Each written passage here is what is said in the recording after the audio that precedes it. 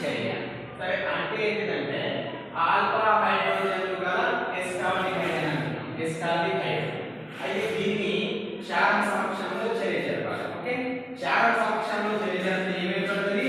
Beta hydroxy aldehyde ఏర్పడుతుంది. Okay, దీన్ని ఏమంటామంటే దీనికి ఆల్డల్ అనే పేరు ఉంటుంది. ఏంటిది? ఆల్డల్. ఓకే, కాబట్టి దీన్ని ఏమంటున్నాం? బీటా హైడ్రాక్సీ ఆల్డిహైడ్ లేదా ఆల్డల్ అంటున్నాం. ఆల్డల్ అంటున్నాం కాబట్టి దీన్ని ఈ చర్యకు ఏం పేరు పెట్టినాం? ఆల్డల్ సంగణన చర్య. అర్థమైందా? ఆల్డల్ సంగణన చర్య అంటున్నాం.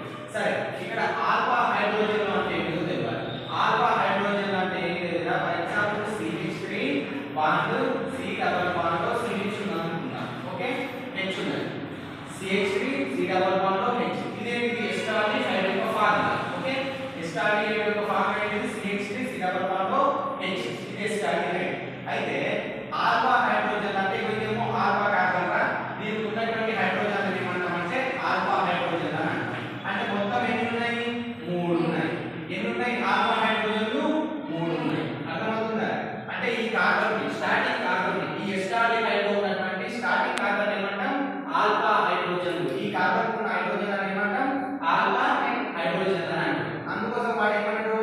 ఆల్ఫా హైడ్రోజన్లు గల ఎస్టాల్డిహైడ్ ను క్షారం సమక్షంలో చర్య జరపాలి. కాకపోతే ఈ ఎస్టాల్డిహైడ్ ను 2 మోల్స్ తీసుకోవాలి. ఎన్ని మోల్స్? 2 మోల్స్ తీసుకోవాలి. ఓకే, 2 మోల్స్ ఆఫ్ ఎస్టాల్డిహైడ్ తీసుకుందాం. ఓకే, సరే చూడండి ఒకసారి. ఫర్ ఎగ్జాంపుల్ ఇక్కడ CH3 తీసుకుంటున్నా. CH3 C డబల్ బాండ్ తర్వాత నెక్స్ట్ H ప్లస్ 2 మోల్స్ కదా.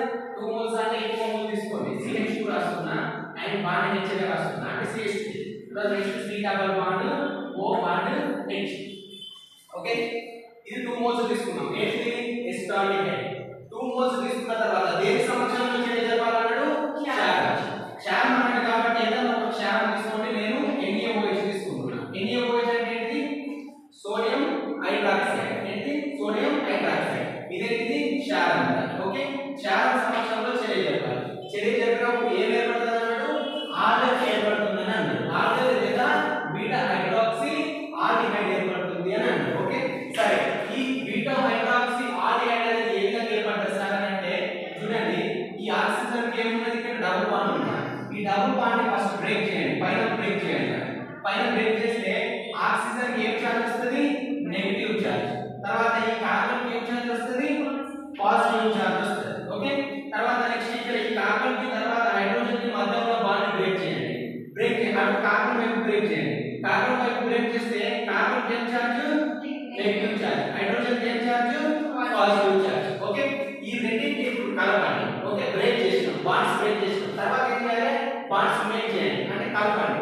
ఓకే, ఇక్కడ ఆక్సిజన్ కి ఏమున్నది? Negative charge. ఇక్కడ హైడ్రోజన్ కి ఏమున్నది? Positive charge. అంటే ఈ ఆక్సిజన్ కి ఈ హైడ్రోజన్ కలపొచ్చు కదా. ఎందుకు? ఇక్కడ నెగటివ్ ఉన్నది, హైడ్రోజన్ కి పాజిటివ్ ఉన్నది కాబట్టి కలపొచ్చు. తర్వాత నెక్స్ట్ ఒకసారి గమనించండి. ఈ CH2 కి అంటే ఈ కార్బన్ కి ఏమున్నది? నెగటివ్ ఉన్నది. ఈ కార్బన్ కి ఏమున్నది? పాజిటివ్ ఉన్నది. అంటే ఈ రెండింటి మధ్య బాండ్ పెట్టుకోవచ్చు. బాండ్ ఫామ్ అయింది. ఓకే, అంటే బంధం అనేది ఏర్పడుతుంది. CH2 కి తర్వాత ఈ కార్బన్ మధ్య ఏం ఏర్పడుతుంది? బాండ్ ఫార్మేషన్ జరుగుతుంది. కానీ H+ అనేది ఎక్కడ యాడ్ అవుతుంది? ఆక్సిజన్ తో యాడ్ అవుతుంది. ఓకే, సో అంటే ప్రొడక్ట్ అనేది ఏ విధంగా ఏర్పడుతుంది? CH3 bond C bond OH. తర్వాత నెక్స్ట్ ఈ H ఉందా? ఈ H ని నేను కింద రాస్తున్నా. ఓకే, తర్వాత నెక్స్ట్ బాండ్ పెట్టినా. ఇగో ఈ CH2. ఓకే, CH2 తర్వాత next C double bond O bond H. అర్థమైందా? ఒకసారి చూడండి. ఇక్కడ ఉన్న ఆక్సిజన్ కి ఏం కలుపుతాం? H కలుపుతాం. ఇగో ఇది OH గా మారింది. ఓకే, తర్వాత నెక్స్ట్ చూడండి. ఇక్కడ CH2 ఉంది. ఇక్కడ ఉన్న హైడ్రోజన్ ఆల్రెడీ ఇక్కడ O తో కలిసిపోయింది కాబట్టి OH గా మారింది. రైట్, ఈ CH2 కి తర్వాత ఈ కార్బన్ కి మధ్య బాండ్ పెట్టింది చూడండి. రైట్, అర్థమైందా? కానీ ఇక్కడ ఉన్నటువంటి హైడ్రోజన్ ని కింద రాశాను. ఇగో ఈ కార్బన్ కి కింద రాశాను. ఓకే, అర్థమైందా? సరే, ఇప్పుడు ఏమన్నాడు? బీటా హైడ్రాక్సీ ఆల్డిహైడ్ అన్నాడు. Okay, beta hydroxy aldehyde.